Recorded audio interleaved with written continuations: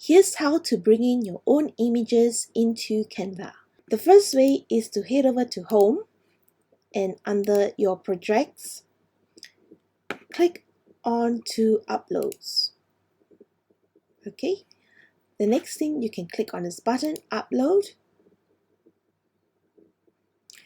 and then choose the graphic images or elements that you want to bring into your page. You can select one or you can select a few at a time and click Open.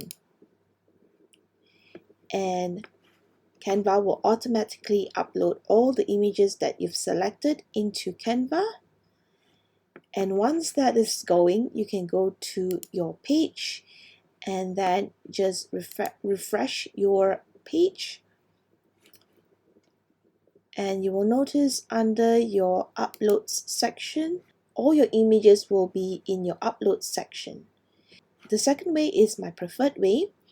I usually just click on my folder of elements and click on the images that I want to bring in. Let's say I want to bring in this tree pattern, and all I do is just drag into Canva and it will automatically add into my Uploads section. And to use it, you can just click on an image and it will add this element into Canva. And that is how simple it is to bring in your own images into Canva.